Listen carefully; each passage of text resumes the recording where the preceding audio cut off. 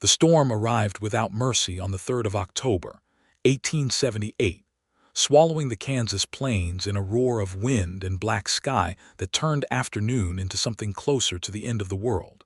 And it was into that howling dark that Edna Hart came stumbling up the long dirt road toward Orville Collier's porch with nothing but a canvas bag, a soaked wool coat, and the kind of grief in her eyes that a man does not forget no matter how many years pass over him. Orville had been out on the porch when he first spotted the shape of her coming through the rain. He had meant to ride out to check on his fence line before the storm worsened, but the sky had turned so fast that he had abandoned the idea and settled for watching the clouds roll in from the northwest like something biblical was pushing them. He was a big man, broad through the shoulders, with hands that were rough from 15 years of working cattle and mending things that kept breaking on the Kansas frontier. He was 34 years old, had never married, and lived alone on 160 acres of land that he had claimed under the Homestead Act 8 years prior. The house was not fancy. It was solid, 2 rooms, with a stone chimney that drew well and a roof that had held through worse than this. He kept it clean in the way that a solitary man learns to keep things clean, not for anyone else, but because the mess of neglect starts to feel personal after a while. He saw her before she saw the house.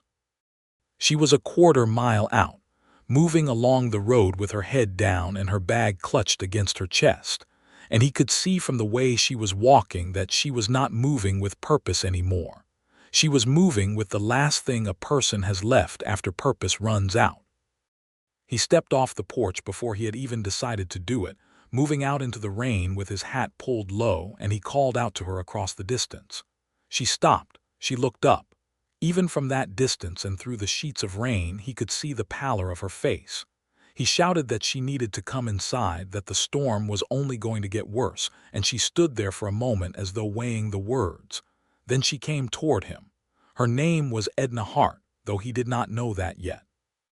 She was 28 years old, a widow of 6 months, and she had been walking from the town of Caldwell, which was 11 miles south, because the man she had been staying with since her husband's passing, a distant cousin of her late husband named Gerald Petch, had made it very clear the previous morning that her welcome had expired.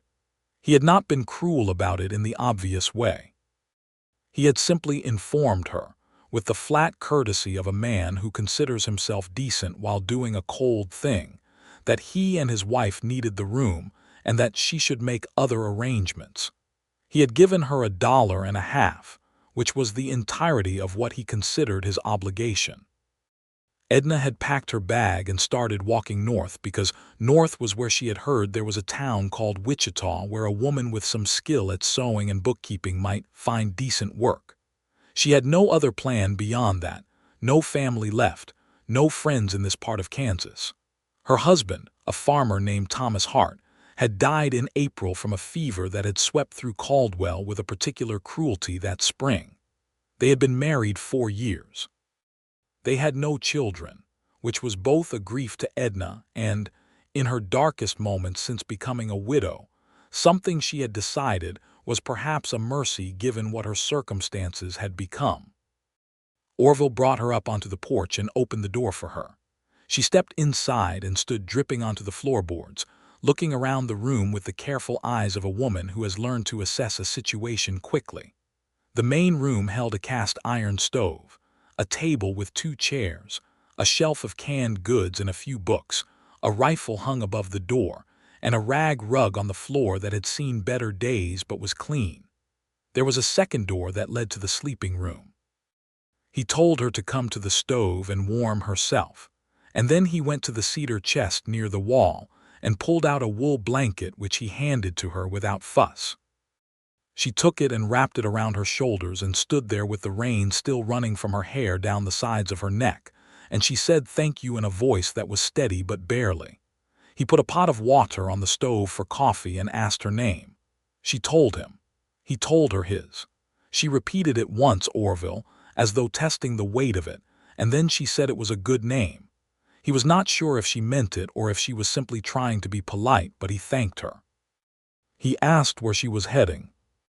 When she told him Wichita, he told her that she was going in the right direction, but that Wichita was still better than 30 miles north, and that the road would be mud soup for days after a storm like this.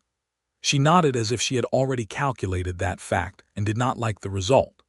He pulled the second chair away from the table and gestured for her to sit, and she sat down and held the mug of coffee he poured her with both hands as if it were the most valuable thing she had touched in some time. He sat across from her. Outside, the storm was beginning to truly arrive. The wind hit the side of the house like something trying to get in. She told him about her husband. He had not asked, but she told him anyway, with the careful, factual tone of a person who has told the story enough times to have worn away the most unbearable parts.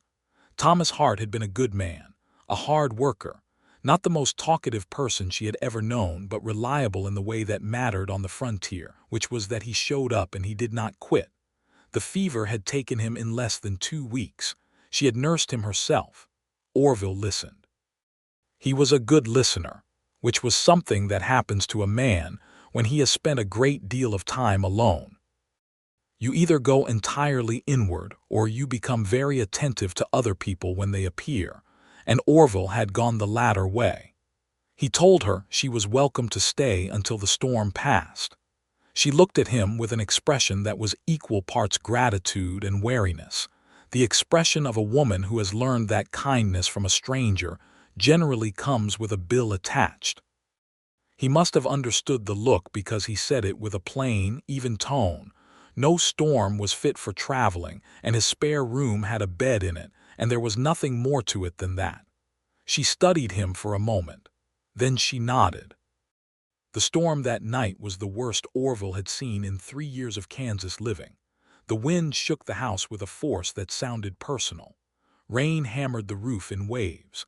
Lightning came down so close that the thunder had no delay. It arrived simultaneously as a single bright crack of sound and light. Edna sat at the table with her hands wrapped around a second mug of coffee while Orville sat across from her, and they talked. Not about anything urgent. They talked about Kansas, about what it had been before the cattle drive started moving the towns around, about the way the land changed from one county to the next, about the particular character of a prairie sunset in September before the cold came. They talked about small things, and the conversation moved naturally, without the stiffness of strangers performing politeness. And by the time they had talked for 3 hours, the storm was still going, and neither of them had noticed the time. He showed her the spare room. It held a narrow iron bedstead, a mattress filled with corn husks that had been replaced the previous spring, a small table with a candle, and a hook on the wall for hanging clothes. She looked at it the way a person looks at something they have needed for a long time. She turned to him and said it was fine and that she was grateful. He said good night and closed the door. He went to his own room and lay down on his bed and listened to the storm, and found himself thinking about the particular way she had said his name, Orville, as though she were trying to decide something about a person before committing to an opinion of them. He fell asleep to the sound of rain. In the morning the storm had passed but had left the world behind it in considerable disorder. The road was indeed as bad as he had predicted, churned into a deep reddish mud that sucked at a boot heel with every step. 2 of his fence posts on the eastern side were down, which he discovered after breakfast when he went to check. One of the 2 oak trees he'd planted on the north side of the house had lost a major limb. The sky was a washed pale gray, and the air had a cold bite to it that suggested the month was done with being gentle. Edna was already up when he came in from the initial assessment. She had found the coffee tin and put a pot on and was standing at the stove in her dried dress from the day before, which was a plain brown wool, mended at the left cuff, and she had her dark hair pinned up neatly in the way that suggested it had taken her some time to accomplish it without her usual things. She looked, he thought, like a woman who met mornings with a certain deliberate intentionality. She had also found the flour and the salt pork, and she asked him if he would mind if she made biscuits, with a directness that he found he liked immediately. He said he would not mind at all. The biscuits were excellent. They sat together and ate them and drank the coffee, and he told her about the fence posts, and she listened and asked practical questions about how long it would take to repair them, whether he had spare posts, how deep the mud was likely to remain. He answered each question, and found that she listened to the answers with the attentiveness of someone who had spent years managing a small farm herself, and understood that these were not trivial matters. He told her the road was not passable yet, and that she was welcome to stay another day or two until it dried. She said she did not want to impose. He said the word impose seemed overly dramatic for the situation, and she almost smiled.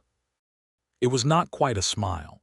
It was the shape a mouth makes just before a smile when the person is not sure if they have earned one yet. She ended up staying 4 days. On the second day, he let her help him mend the fence, not because he needed the help, but because she had offered with a plainness that made refusing feel more complicated than accepting. She worked steadily, handing him tools, holding posts while he tamped dirt around them with the iron bar, and they talked as they worked with the easy rhythm of two people who have already found that they do not have to perform anything for each other. He learned more about her on that second day than he had on the first. He learned that she had grown up in Ohio, the daughter of a schoolteacher, and that she had come to Kansas in 1874 with Thomas, who had believed, as many men had believed, that the Kansas land could be made into something. She had learned to make bread in a storm cellar, to shoot a rifle with reasonable accuracy, to birth a calf when necessary, and to read land conditions by the color of the grass and the weight of the wind. She had read every book she could get her hands on and had strong opinions about them. She thought Charles Dickens wrote too many words to say too small a thing. She thought the Kansas newspapers were uniformly dishonest and self-interested.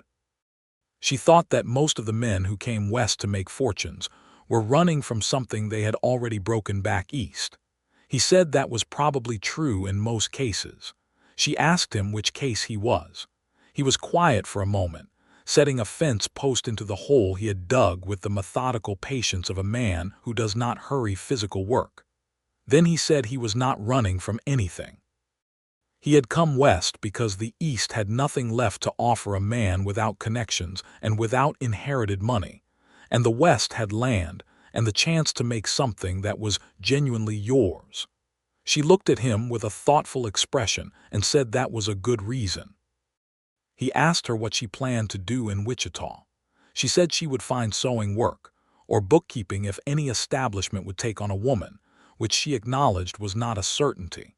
She had a steady hand with figures, she said, and her father had taught her accounting when she was 14 because he had seen no reason why a girl's education should stop at arithmetic. Orville looked at her with the particular expression of a man who is revising an opinion upward. On the third day the road was still soft but passable, and Edna said she thought she should start the walk to Wichita. Orville said he would take her in the wagon, which would get her there in a day rather than 3, and that it was no trouble. She said it was trouble. It was clearly a full day's round trip for him. He said he had nothing that could not wait a day and she should stop arguing about it and let him do a simple thing. She looked at him for a moment with those careful dark eyes, and then she said all right. They left early the following morning, before the sun had fully cleared the horizon. The air was cold and sharp, and the sky was that particular blue of a Kansas October morning that had no color dilution in it, just pure pale sky all the way from the earth to wherever it ended. The road had firmed up overnight, and the wagon moved easily enough, though Orville kept the horses to a moderate pace to avoid the soft spots that still appeared where water had pooled in the road's low sections.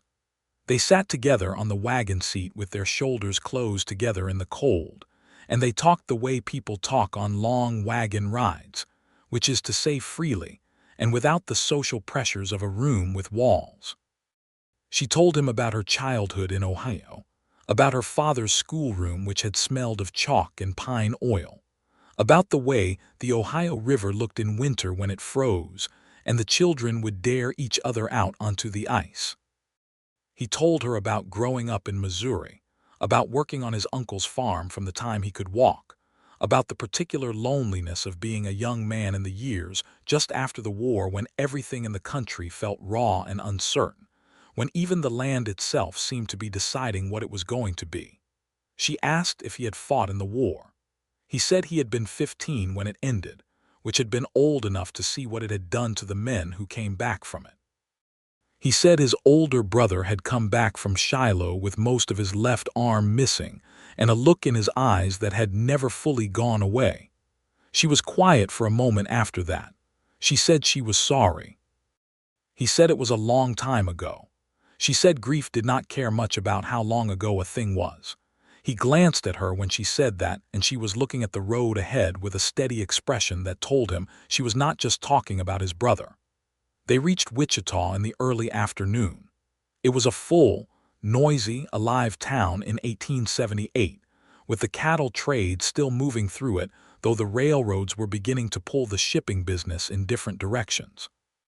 The main street was wide and crowded with mercantile establishments, a bank, 2 hotels, a land office, 3 saloons, a livery stable, and several businesses whose purposes were apparent from their signs. There were cowboys and cattle buyers and businessmen in suits that would have looked at home in Chicago, and there were women in calico and women in silk, and there was the general air of a place that had not yet decided whether it wanted to be civilized or not. Orville helped Edna down from the wagon in front of the larger of the 2 hotels and carried her bag inside for her. She spoke to the man at the desk and arranged a room at a rate she counted out from her small coin purse with precise attention. He watched her do this and thought about her in that spare room on his property and thought about the particular quiet that had been present in his house for the 4 days she had been there, which was not the usual quiet at all but a kind of inhabited quiet, the quiet of a house that has someone else breathing in it. She turned from the desk and looked at him. She thanked him. She said he had been extraordinarily kind and that she would not forget it. He said he hoped she found good work. She said she expected she would. He said good luck, Edna. She said thank you, Orville. He walked out of the hotel and climbed back onto the wagon seat and took up the reins and sat there for a moment looking at the door he had just come through. Then he clicked to the horses and drove north out of Wichita toward his ranch. He drove home in the afternoon light with the October sky going orange and red above the plains, and the horses moved steadily through it, and the wagon was empty of anything except himself and the tools in the back, and the quiet of it was different from the quiet of the drive down. On the drive down there had been her voice and her questions and her observations about the land, and the occasional sound of her adjusting on the seat beside him. On the drive home, there was nothing except the horses and the wind and the creak of the wagon and the sound of the road, and the absence of all those other things was noticeable in a way he had not expected. He put the horses up that evening and went inside and made himself a simple supper and sat at the table in the same chair he always sat in and ate it in the quiet of his house. The quiet was the same as it had always been. It was the exact same quiet that had existed in this house for 8 years. But it sat differently now. It had a different weight. He could not explain it to himself in language that satisfied him, but the closest he could get to it was this. Before, the quiet had been neutral. Now it was the wrong shape. He told himself he was being a fool and washed his dishes and went to bed. He thought about her for 3 days before he admitted to himself what was happening. He was not a man given to self-deception, which made the admission easier than it might have been for a different kind of man. He sat on the porch on the 4th morning, drinking his coffee and watching the sun come up over the flat eastern land, and he said to himself plainly and without drama, he wanted to see her again. That was a fact, and he would deal with it like a fact. He thought about it rationally. He was 34 years old. She was 28. She was recently widowed and recently homeless and in the process of rebuilding a life from the ground up, which meant she had considerable matters to attend to and did not need a man complicating them. She had been gracious and warm in the careful way of a woman who is making no promises, which was entirely correct of her. He had no reason to think she had felt anything beyond gratitude. He also knew that if he did not go to Wichita with some reasonable excuse, he would regret it for longer than he cared to think about. He gave it another week. He had supplies he could claim to need, which was true enough since he had been putting off a trip to the mercantile. He loaded the wagon on the 14th of October and drove south to Wichita. He found her at the second place he looked, which was the General Mercantile on Douglas Avenue, where the owner, a compact man named Aldous Riady, had taken her on to manage his accounts 3 days after her arrival. She was behind the counter when Orville came in, bent over the large ledger book, writing in the small, precise handwriting of a woman trained by a schoolteacher father. She looked up when the bell above the door rang, and the expression that came across her face when she recognized him was not the guarded look of someone measuring a situation. It was something simpler and more immediate than that, something that moved through her features before she had managed to arrange them into anything more controlled. She said his name. He said hello. He said he had come for supplies and to see how she was getting on, in that order, though the order was not accurate and he suspected she knew that. She was getting on, she said, and her voice had a brightness in it that had not been there in his spare room or on the wagon. She had the room at the hotel, she had the work with Mr. Riady, who was a fair employer, and she had found the reading room at the back of the Library Society which had lent her 2 books. She said Wichita was a great deal noisier than she preferred, but that she was managing. He bought his supplies. He stayed and talked with her for an hour, which was longer than a man on a supply run could reasonably justify, but which seemed to bother neither of them. Mr. Riady, who appeared to be a perceptive man, found reasons to be elsewhere in the store. Before he left, he asked her if she would have supper with him. It came out more direct than he had planned, which was probably better than a longer and more complicated approach would have been. She looked at him for a moment with an expression he had begun to recognize as her considering expression, the one she wore when she was deciding whether to trust something. She said yes. They had supper at the dining room of the hotel where she was staying, which was the nicest establishment for a meal in Wichita at that time. They ate roasted beef and potatoes and drank coffee and talked for 2 hours, and it was different from the conversations on the farm and in the wagon in a way that was hard to name. There was something more intentional about it. Both of them were paying closer attention to what they were saying and how it was landing, which meant it felt more consequential, which meant that, when it was going well, it went better than anything previous.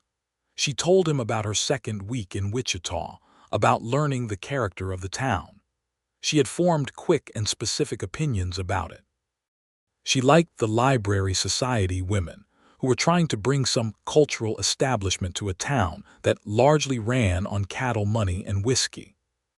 She was ambivalent about the cattle business itself, which she understood was the economic engine of the region, but which brought a particular class of young man into town who made the main street on Friday evenings less than peaceful. She was frank about the disadvantages of being a single woman in a frontier town, the specific way certain men treated a woman without a husband standing beside her, the particular calculations a woman had to make about where to walk and when, and with what degree of visible confidence. She said it without bitterness. It was a statement of conditions the way a farmer states weather conditions, but it told him something about the degree of daily navigation her life required. He listened to all of it and felt a slow, specific anger at the conditions themselves, and at his inability to do anything about them, except be the kind of man who was not part of those conditions, which seemed insufficient but was at least something. He walked her back to the hotel from the dining room, through the cool October night, with the sounds of Wichita all around them, the laughter from the saloons 2 streets over, the distant lowing of cattle in the pens near the rail yard, the boots of men on the boardwalk planks. At the door of the hotel she turned to him and said she had had a very good evening. He said so had he.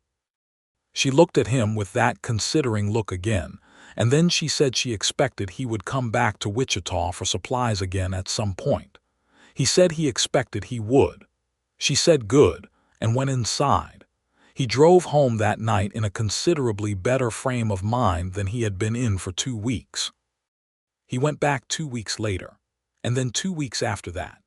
Each time the visits were longer and the conversations went deeper, and the time between them felt more like a practical inconvenience than a natural interval. He brought her things from the farm when he came: a jar of the blackberry preserves he had put up in summer, a good wool scarf he'd had for years, and decided she needed more than he did when he noticed her with her collar up against the November wind. She accepted these things with a pragmatic gratitude that was not quite the same as accepting a gift. It was more like accepting something reasonable, which suited him. On his third visit, she showed him the letter she had received from a cousin in St. Louis who was offering her work as a seamstress in the cousin's dress shop. It was a secure offer, good money, a proper room in the cousin's house. She showed it to him at supper and was quiet while he read it, and he understood that she was watching his reaction. He put the letter down and asked her what she wanted to do. She said she did not know yet. She said Wichita had begun to feel less temporary than she had planned. She said this to the table rather than to him. He said that he thought she should stay in Wichita. She looked up at him. He said, and then he said it plainly because he was not a man who did things in a complicated way when a plain way was available, that he had driven to Wichita 4 times in 6 weeks, and that no man drove that much of a round trip for supplies he could have gotten closer to home. She was quiet for a moment. Then she said that was true. He said he was aware that she was still grieving Thomas, and that he was not asking her to be anything other than what she was. He said he simply wanted to keep seeing her, and that if that was something she could want as well, he thought they should say so rather than pretend they were talking about supply runs. She looked at him for a long time. Then she said that Thomas had been a good man and she had loved him, and that grief was a complicated country to navigate, and that she was not fully out of it. He said he understood that. She said, but she also was not someone who believed in wasting the things that were in front of her. She said she had learned in the past 6 months that the future was not guaranteed, and that there was no good reason to treat the present as a waiting room. He said that was one of the clearest things anyone had ever said to him. She smiled. It was the first time he had seen a full, unguarded smile from her, and it reorganized his understanding of her face entirely. It was a warm and direct smile, the kind that included whoever it was aimed at. He smiled back. They began, after that, an acknowledged courtship of the sort that was conducted with the practical limitations of 30 miles of Kansas road between them. He came every 2 weeks, rain or cold or wind notwithstanding. They wrote letters between visits, real letters, long ones, the kind that both of them seemed to find easier to be candid in than conversation, where a look or a tone could complicate a sentence. Her letters were articulate and warm and occasionally funny, with a dry economy that he found consistently delightful. She had a way of describing the people of Wichita that was precise without being unkind, and she had a gift for rendering the small details of a day in a way that made him feel he had been present for them. He wrote back in his larger, less tidy hand, and he told her about the farm, about the cattle, about the changes in the land through October and November, the first frost, the way the grass went from gold to brown, the ice that formed on the water trough in the mornings. He told her about the books he had been reading, which were fewer than hers but engaged with more slowly. He told her, in a letter he sat over for an hour before sending, that the quiet of the house had not gone back to what it was before the storm, and that he had given up expecting it to. She wrote back and said she understood that. They had their first disagreement in December, over a matter that was both small and not small. He had mentioned in passing, on one of his visits, that the hotel where she was staying had raised its rates for the winter, and that she could save money by moving to one of the less expensive boarding houses. She took issue with this not because of the suggestion itself, but because of the tone in which he had said it, which she described later as the tone of someone managing a practical problem on behalf of another person who had not asked for management. She was precise about this in her letter. She said she was not a practical problem, and that she was fully capable of determining her own housing arrangements. He read the letter twice and felt the sting of it, and then wrote back and acknowledged that she was entirely correct and that he had said it in the wrong way. He said the underlying concern was legitimate. The hotel rates in winter were genuinely bad, but that the underlying concern had come out wearing the wrong clothes, and he was sorry for that. She wrote back quickly. She said she appreciated that and that the apology was accepted.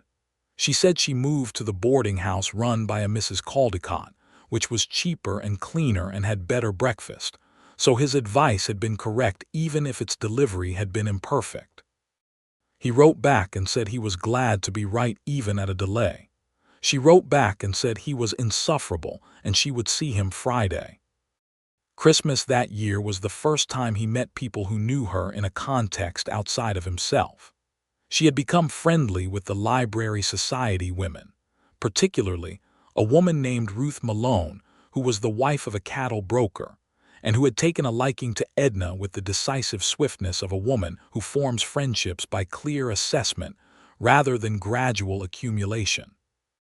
Ruth Malone had organized a Christmas dinner at her house and invited Edna, who had asked if she could bring a friend, meaning Orville.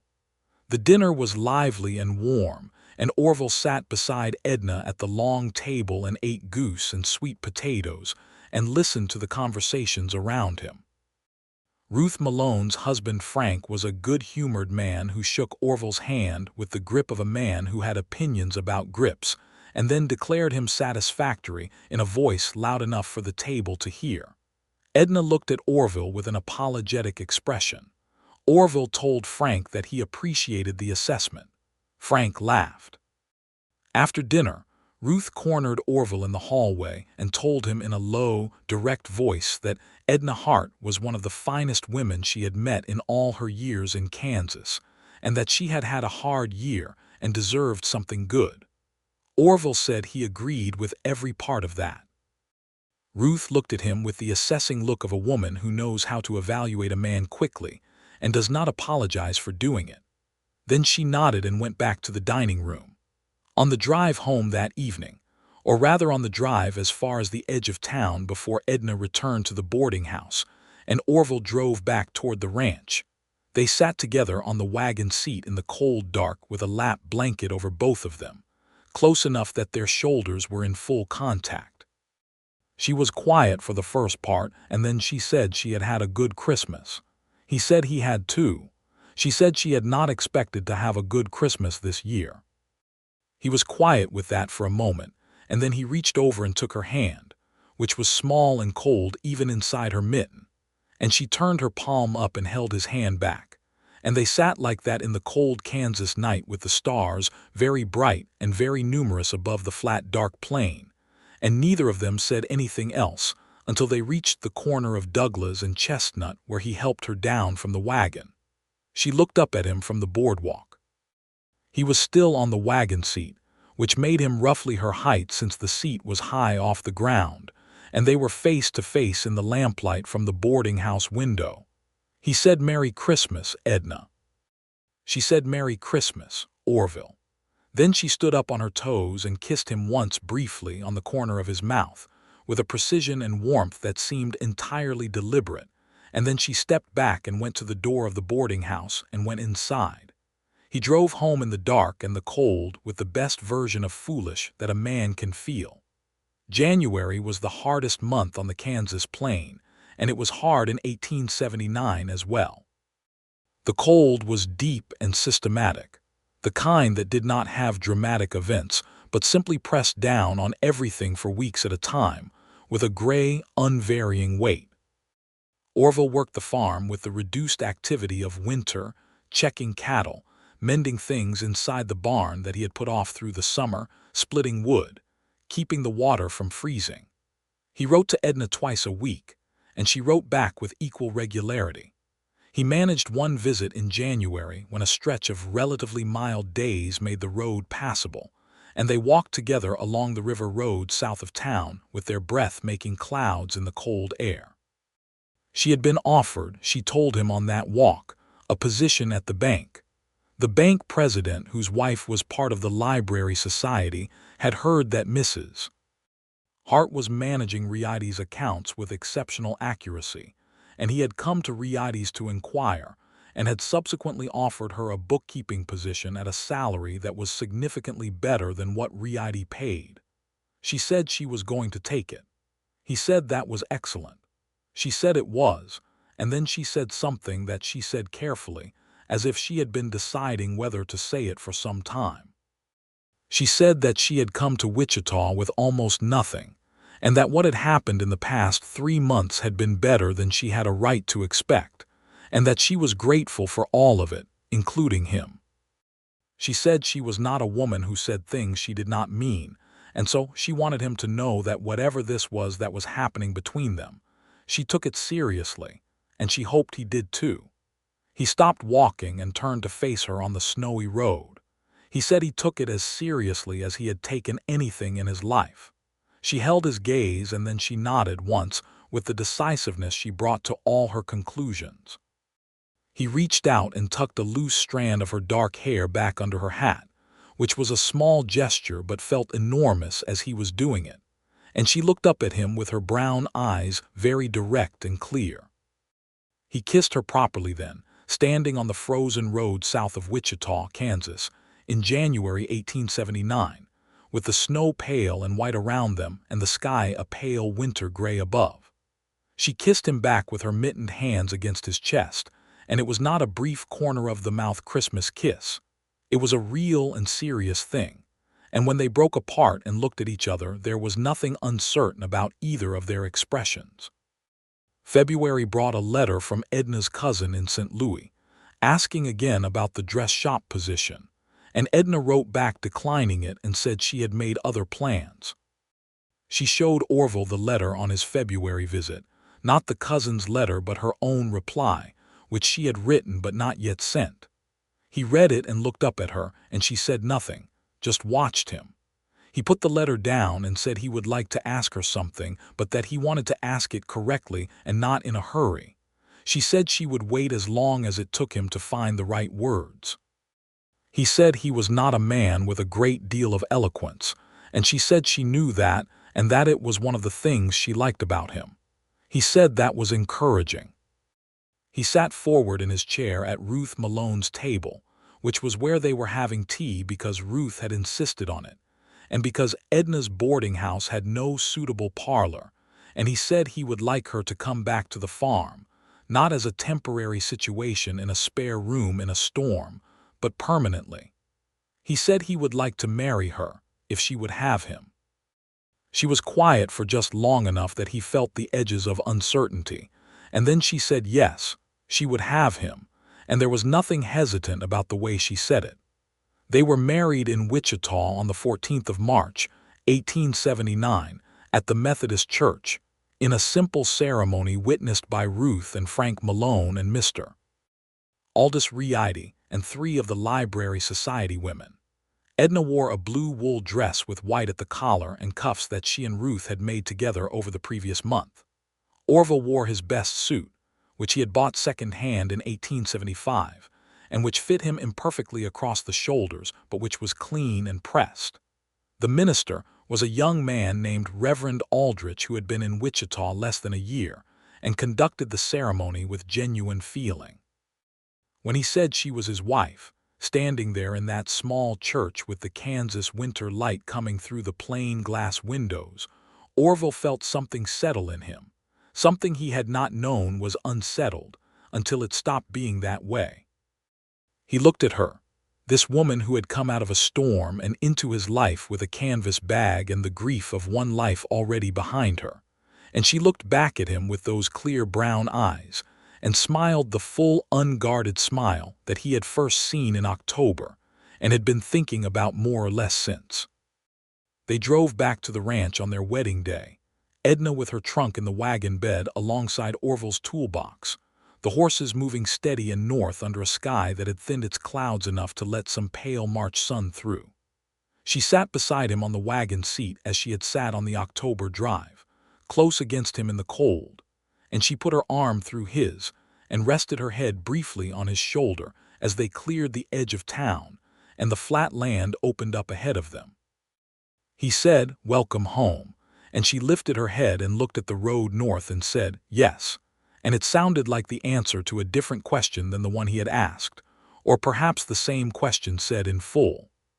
Spring came to the Collier ranch with the particular enthusiasm it always brought to the Kansas plains, as if the winter had been a long accumulation of pressure, and the spring was the release of it all at once. The grass came up green and urgent. The creek on the eastern side of the property ran high and clear with snowmelt, and the cottonwood trees along the fence line put out their pale green leaves against the blue sky. Edna moved through the ranch with the deliberate, thorough attention of a woman who had managed a farm before and was now managing one again, taking inventory of what needed doing, what needed buying, what could wait, and what could not. She had opinions about the kitchen arrangement, which had been organized by a bachelor's logic, meaning things were wherever they had last been put down rather than wherever they would be most useful. He watched her reorganize it with the patience of a man who understands that this is a reasonable and inevitable process, and that having opinions about your kitchen is both a right and a marker of genuine investment. He helped when she asked him to, moved the shelf she wanted moved, hung the second pot rack where she indicated. She found the 2 rooms had a certain charm that she had not fully appreciated in her 4-day stay during the storm, in the way that things look different when they are yours. She liked the stone chimney especially, and the way the evening light came through the west window of the main room. She told him she wanted to put a chair there, a proper armchair if they could find a good second-hand one in Wichita. He said they could certainly look. They found one in April, a good horsehair armchair that had been part of a household sale at an estate south of town. She sat in it to test it while the estate sale man watched with the expression of a man hoping to close a sale, and she said yes, this one. He paid for it and tied it into the wagon, and she sat in the back of the wagon on the way home resting her hand on it as if making sure it did not escape. The chair ended up in the west window exactly as she had planned, and she read there in the evenings with the declining light and a lamp lit beside her when the light went, and it became, in Orville's understanding of his own house, one of the defining things about it, the way a detail can become inseparable from the totality of a thing. He expanded the garden in the spring with her input. She had considered crop growing on a serious level, and she had thoughts about what did well in the Kansas soil and climate, and what was being planted by optimistic people who had not consulted the actual conditions. She was right about most of it. The summer of 1879 produced a kitchen garden that was the best the property had seen, and she put up enough preserves and dried goods to see them through the winter with room to spare. She also started teaching reading. This was not a plan she had announced. It happened gradually. The family on the adjacent property to the east, a couple named Pryor who had arrived in Kansas 2 years prior with 4 children, had 3 of those children who had never attended school. Edna found this out when the oldest of them, a girl of 10 named Me, came over to ask if the Colliers had a spare bucket because theirs had a crack in it. While she was waiting for Edna to find a bucket, Me saw the bookshelf and stood in front of it with an expression of wanting that was unmistakable to anyone who had ever felt the same way. Edna gave her the bucket and 3 books and an invitation to come back on Tuesday afternoons. By July, there were 5 children coming to the Collier house on Tuesday afternoons. By September, she was formally teaching reading and arithmetic to 7, using the table in the main room while Orville made himself scarce in the barn. She told him he did not have to disappear on Tuesdays. He said he had plenty to do in the barn, and it was not a sacrifice. She gave him a look that said she knew exactly what he was doing and appreciated it. He did not try to pretend otherwise. He had figured out by then that pretending things with Edna was a short and ultimately pointless exercise. They had their second disagreement in August, a real one, not the small managed friction of January, but a genuine argument that had some weight to it. It was over money. A man named Briggs, who ran cattle on the range 3 miles west, had offered Orville a share in a cattle drive to Dodge City that stood to pay reasonably well, but required him to be away from the ranch for 6 weeks.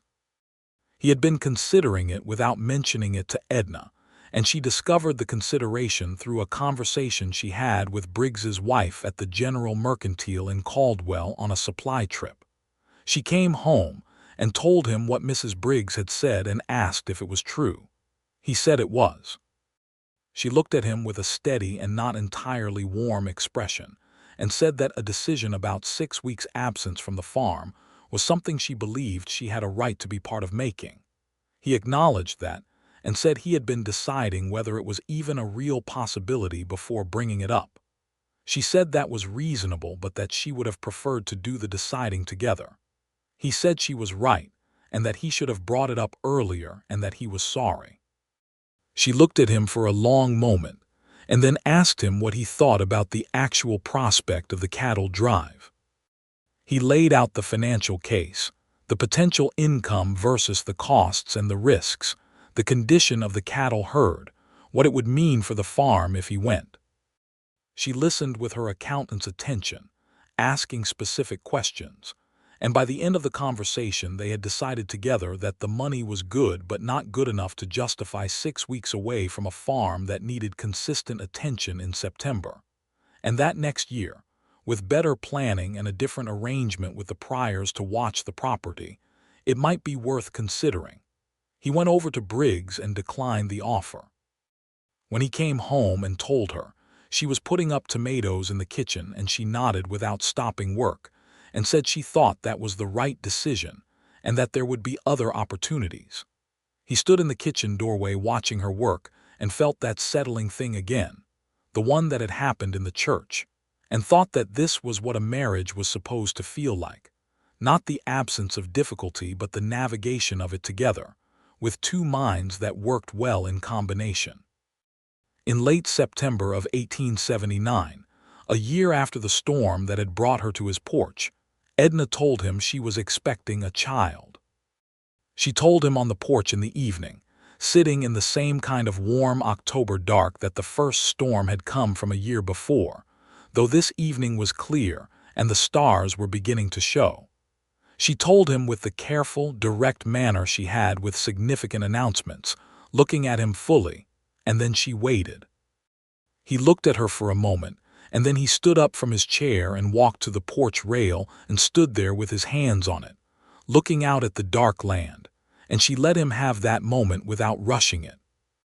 Then he turned around and the expression on his face was one she had not seen before on him, which was a kind of unguarded, open astonishment, the look of a man who has been given something he had not quite allowed himself to expect.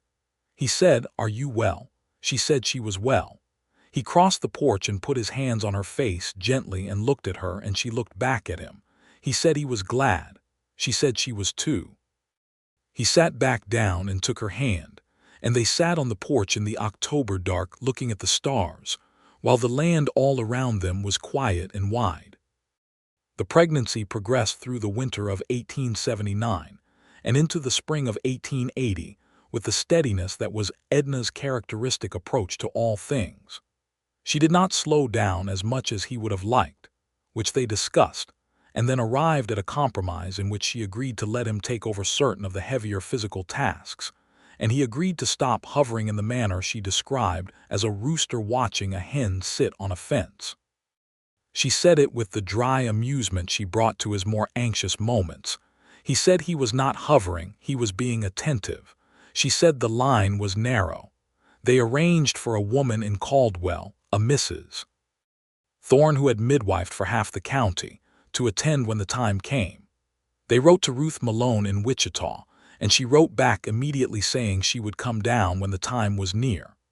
Ruth arrived on the 5th of May with a trunk that contained, among other things, a considerable amount of baby clothing she and several of the Library Society women had made, which Edna received with the first genuine tearfulness Orville had ever witnessed in her.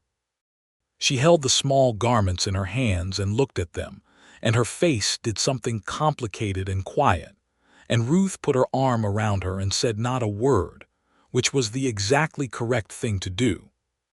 The baby came on the 20th of May, 1880.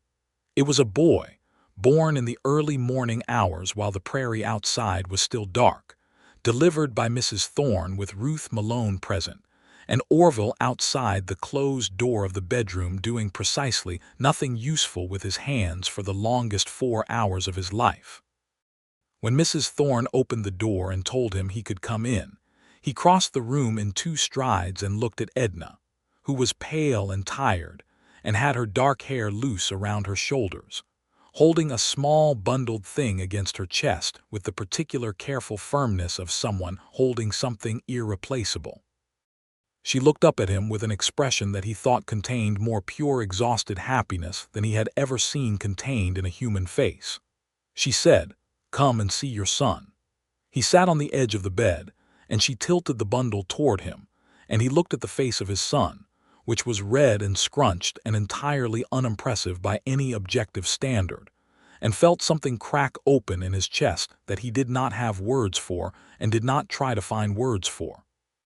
They named him Thomas Orville Collier. The Thomas was for Edna's first husband, and when she had suggested it, she had watched Orville carefully.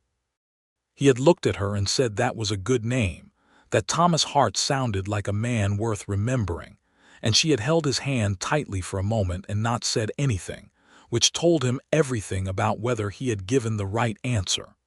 Ruth Malone stayed 2 more weeks to help, which Orville was more grateful for than he could adequately express. She was competent in the way of a woman who had brought her own 3 children into the world, and she and Edna fell into an easy working arrangement of the household that made the weeks feel managed rather than overwhelmed. When she left, Orville put her on the stage to Wichita and shook her hand and told her she was welcome on the ranch any time. She said she would hold him to that. The summer of 1880 was the most fully inhabited time the Collier Ranch had ever had. Thomas, who they called Tom from his first month of life, was a good-natured baby with Edna's dark eyes and Orville's wide forehead, and he grew with the straightforward enthusiasm of a well-fed, well-attended child.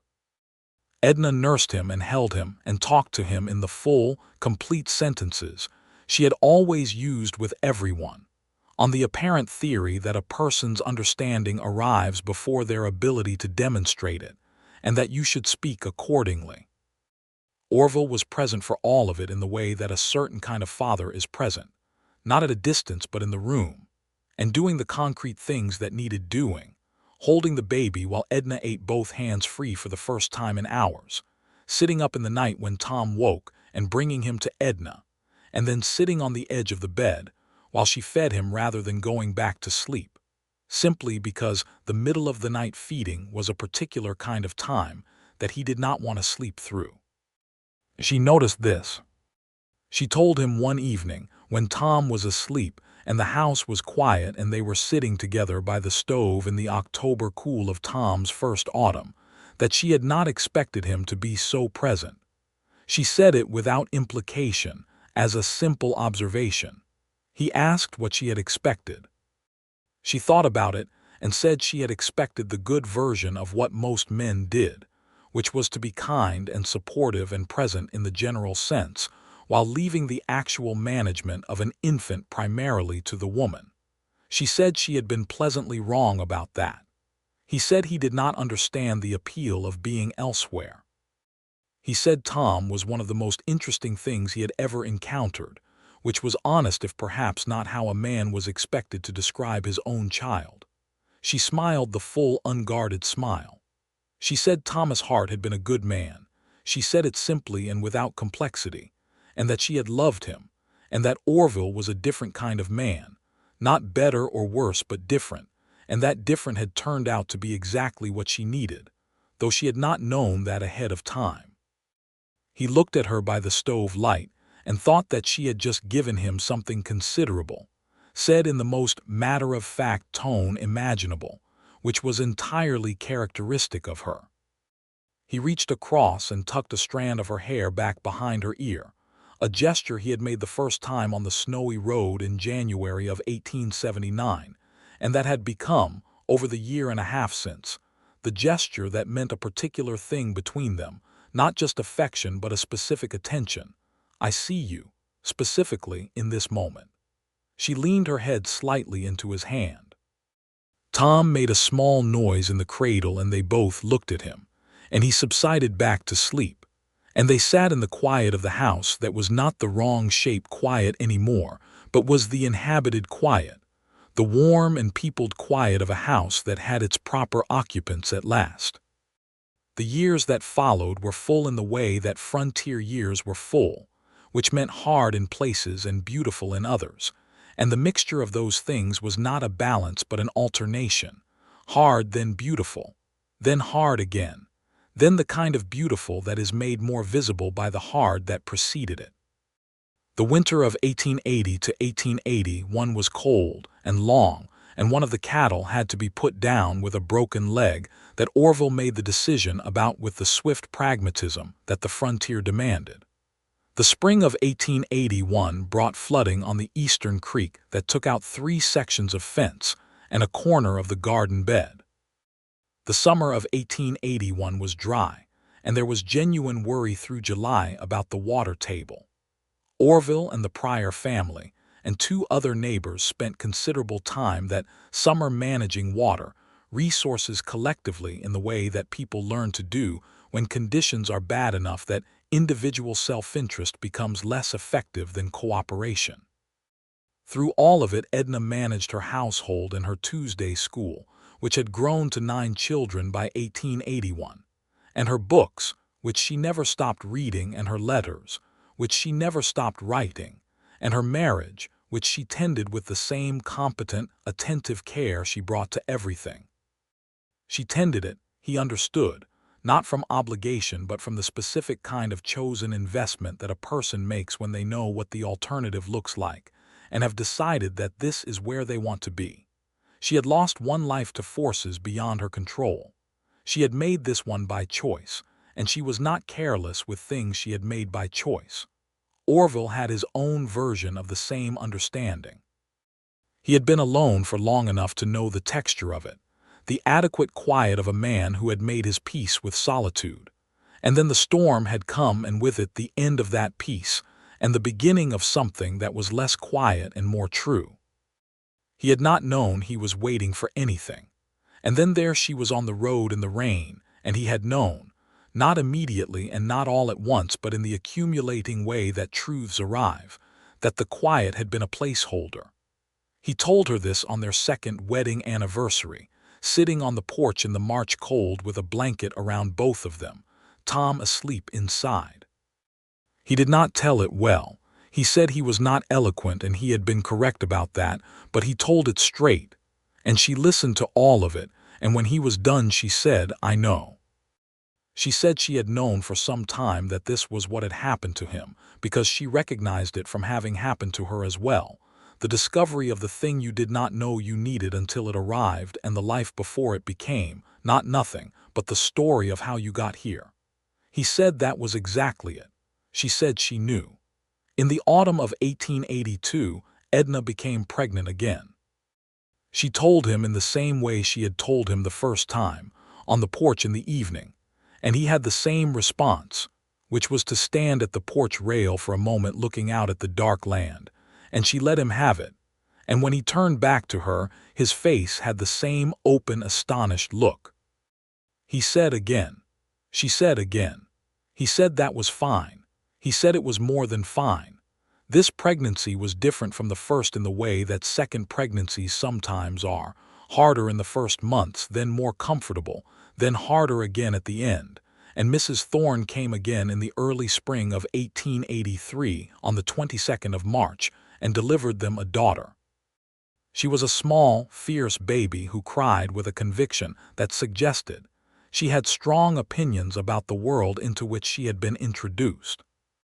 Tom, who was 2 1/2 and had opinions of his own, inspected his sister through the open bedroom door with the expression of a person who has been informed of a change to arrangements they considered satisfactory.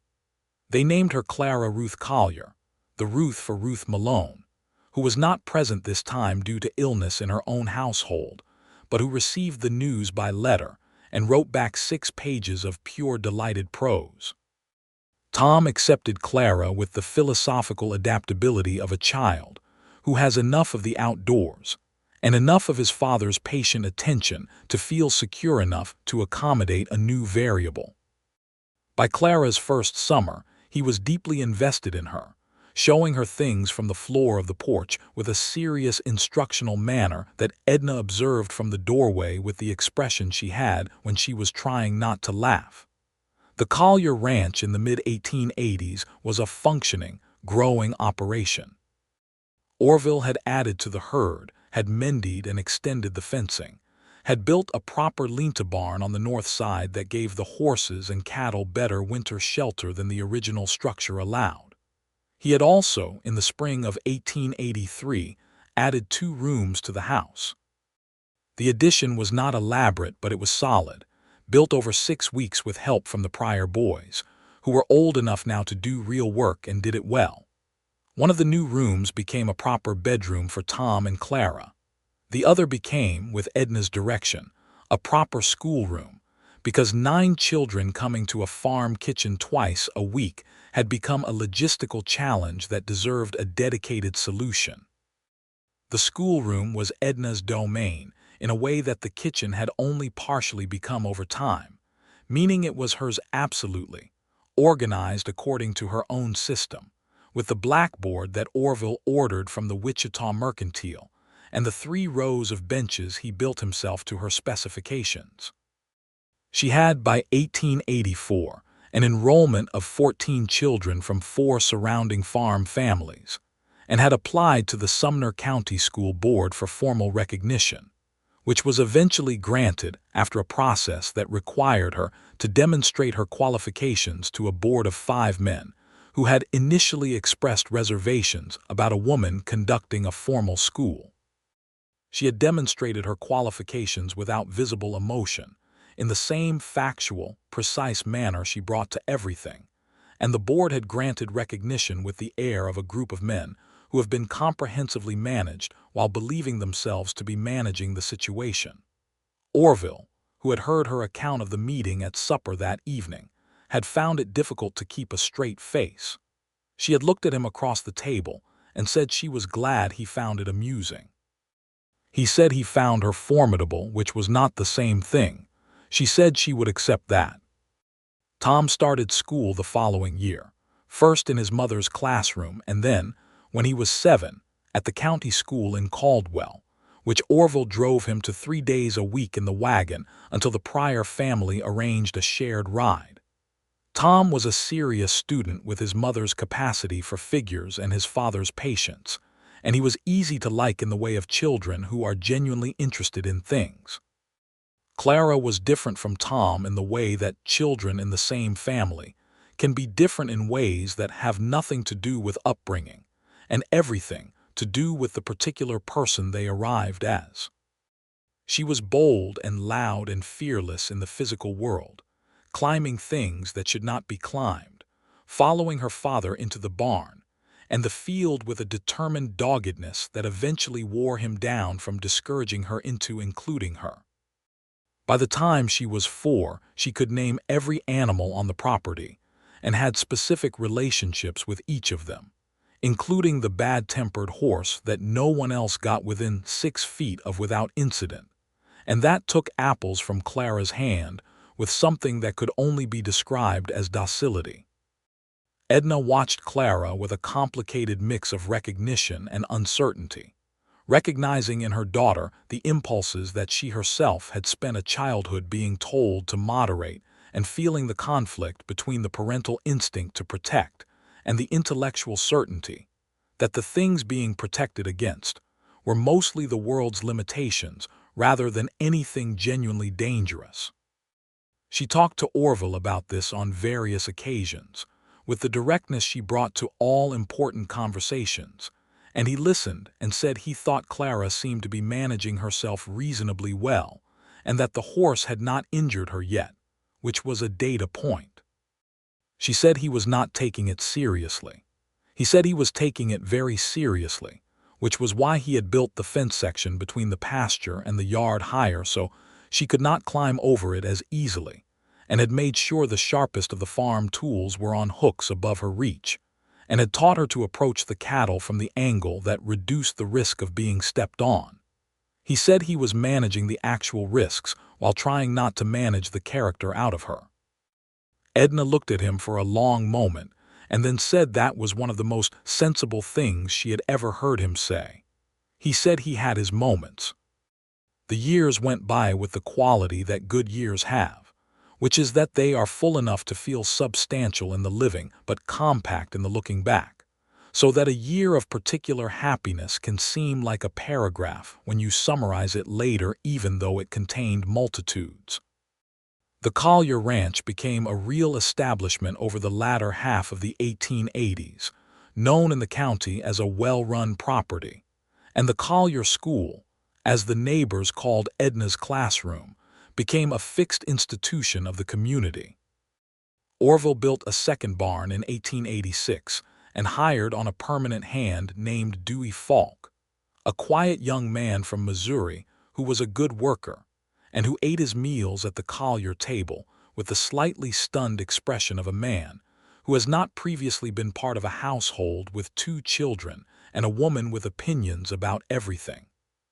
He stayed for 3 years and left to start his own claim further west, which Orville considered a success, that a man had come to him without much and left with the skills and savings to try something of his own. Edna's school grew and shrank and grew again with the arrivals and departures of the frontier families around them, which was a feature of frontier life that she had made her peace with. People came and went, and you taught the children who were there, and did not grieve the ones who moved on, but held on to the letters some of them sent from their new places.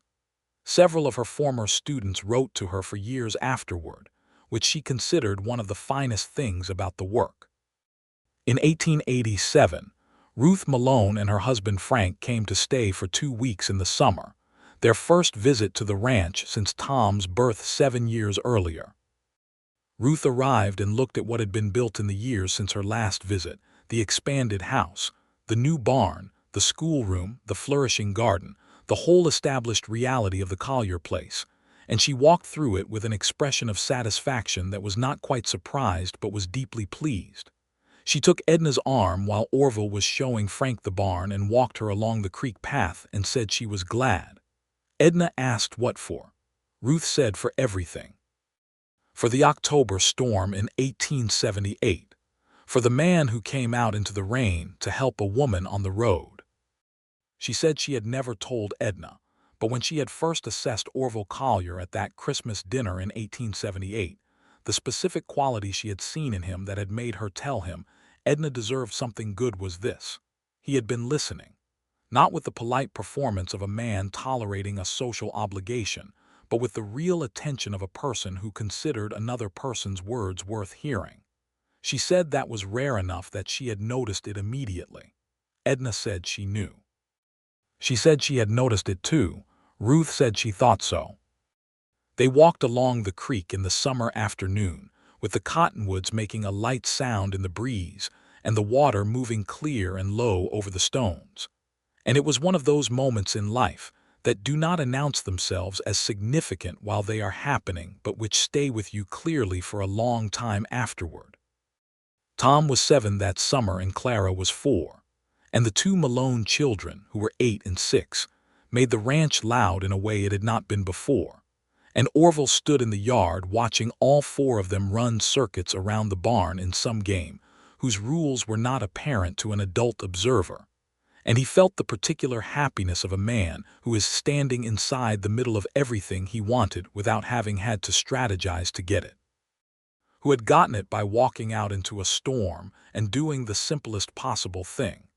The decade turned and the 1890s came in, and the world was changing around the Kansas plains in ways that were both tangible and distant. The cattle drives were diminishing as the railheads moved, and the long drives became less necessary. The range that had seemed endless in the 1870s was now mapped and divided and contested, and increasingly fenced by the barbed wire that had changed the character of the plains more than anything since the railroad. Small homestead farmers like the Pryors and the Colliers were holding their ground, but the pressures were different from what they had been, more legal and economic than physical. There was also the matter of the Indian peoples, which was something Orville had always understood in the abstract, and which became concrete to him in the mid-1880s when he had occasion to pass through a section of the territory and see the conditions of the reservation lands, the poverty and confinement of people who had lived freely on these plains for generations, the systematic dismantling of everything they had been. He did not talk about it in the easy political terms of the Caldwell newspapers, which treated the matter as a settled question. He talked about it with Edna, who had more direct knowledge of the subject from her reading, and from conversations with a Quaker woman in Caldwell who had worked with the Indian agency schools and had opinions about their effects. They talked about it the way they talked about all hard things, directly, and with the acknowledgement that their own presence on this land was not a neutral fact. He had said once, working the fence on the eastern edge of his property, that 160 acres of land you've built your life on does not feel like a simple thing when you think about who was here before you. She had looked at him and said no, it does not, and that she thought holding that discomfort rather than dismissing it was the least that honesty required. He had agreed. They were people of their time and place, and their understanding of such things was partial and imperfect in the ways that the understanding of people is always partial and imperfect, but they held the knowledge of it rather than looking away from it, which was something. Tom turned 10 in 1890, and was by then a fixture in his father's working life on the ranch, reliable and observant and gradually developing the specific competences of a boy raised on a working farm: horsemanship, fence work, cattle handling, the reading of weather and ground. He had Edna's interest in books and was reading his way steadily through the household's collection, which had grown substantially as Edna had continued to acquire volumes over the years. He had also developed his father's listening quality, that real attention to what people were saying, which Edna considered the most valuable thing either of them had passed on to him. Clara at 7 was everything she had been at 4, plus the additional confidence of a child who has spent 3 years being reliably correct about her own capabilities. She was in her mother's school by then and was, her mother acknowledged to Orville privately, the most opinionated student she had ever taught, which, given the source of the comment, he found extremely funny. She said it was not funny and that he should not encourage it. He said he was not encouraging it. Clara did not require encouragement.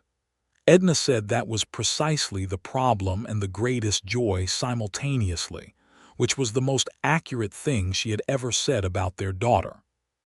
They had another child in 1891, a second son they named James, who arrived in March as Tom had, and with the same ease that Tom had arrived, and who from his first weeks had a sweet, observant quality, looking at the world around him with wide, dark eyes that took everything in before rendering any judgment. He was the opposite of Clara in temperament, which meant they got along with a surprising degree of mutual accommodation. Tom, at 11, was patient with both of them in the manner of a first child who has accepted his role and does not resent it. The family on the Collier ranch in the spring of 1891 consisted of 5 people, and the house that had been 2 rooms when Edna first sheltered in it from a storm in October 1878 was now a proper farmhouse of 6 rooms, solid and well-maintained, surrounded by a kitchen garden and a working farm, and a schoolroom that children from 4 families attended twice a week. The chairs on the porch were 3 instead of 1, and in the evenings when the weather was fine the family sat on it together, Edna with her book in the good evening light, Orville with his coffee and his own slower reading, the children at whatever they were at, the land around them quiet and wide, and filled with the ordinary full sounds of an inhabited life. He looked at her one evening in May of that year, over the heads of the children, across the porch in the last of the spring light. She was reading. Her dark hair, which had a thread of gray in it now that he found he liked on her the way you like a familiar road when it shows its age, was tucked behind her ear, and she had the concentrated expression of a person who is genuinely inside a book. She felt his gaze and looked up, and he was caught looking, which had happened many times over the 12 years they had been together, and from which he had long ago stopped trying to recover smoothly. She said, "What?" He said nothing. He said he was just looking. She said he had been just looking at her periodically for 12 years, and she had never managed to establish what specifically was under examination. He said he was examining the evidence. She said of what? He said of a fact he already knew but liked to confirm. She looked at him with the exact expression of a woman who has long since stopped being surprised by a man and has moved to a deeper, settled familiarity with his particular qualities. The expression that is not new love but the more durable thing that grows out of new love when the people involved are serious about it. She said, "And what fact is that?"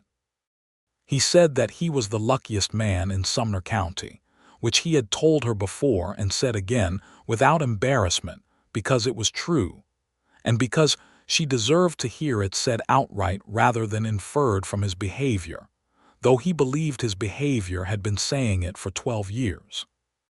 She looked at him for a moment, and then she smiled the full, unguarded smile, the one he had first seen in October 1878 in his house, during a storm when she had almost not given it to him. And it was still the same smile, still had the same quality of being all the way meant, and it still reorganized his understanding of the world slightly every time. She said she thought she might be the second luckiest person in Sumner County, and returned to her book. He sat with his coffee going cool in his hand, and the last of the spring light on the plains and his children around him, and the woman he had walked out into a storm to meet sitting 2 feet away from him, and the quiet of the evening was exactly the right shape, full and inhabited and real. Tom came and leaned against the porch railing and asked about the fence on the northern border that had been giving them trouble, and Orville told him what he thought they should do about it. And Tom listened with his real attention and asked a good question, and Orville answered it, and Edna turned a page, and Clara argued with James about something whose subject was lost in the sound of the plains wind that moved through the cottonwoods and across the grass, and over the whole wide flat country that surrounded them. And the evening went on. They had a good life. Not a perfect life, because there was no such thing on the Kansas plains or anywhere else, but a real and full and built life, built out of 2 broken pieces. A man alone in a house too quiet, and a woman walking through a storm with everything she owned in one bag, and the particular wisdom of opening a door. He had opened it because that was the kind of man he was. She had walked through it because that was the kind of woman she was. And what grew in the space between those 2 facts had been growing for 13 years and was still growing, still putting out new branches in the way that a well-rooted thing does when it has good soil and sufficient light, and people who are paying attention. The storm of October 1878 had moved off the Kansas plains by morning and left the road muddy and the land wet, and the sky cleared to that washed particular blue of a storm's aftermath. Orville Collier had not known, carrying in a soaked woman's canvas bag from his porch that wet morning, that he was carrying in the rest of his life. But then, that was how the best things came, not announced and prepared for and expected. They came through a door you opened in the middle of a storm because it was the right thing to do, and they stayed, and the quiet you had made your peace with was never the wrong shape again.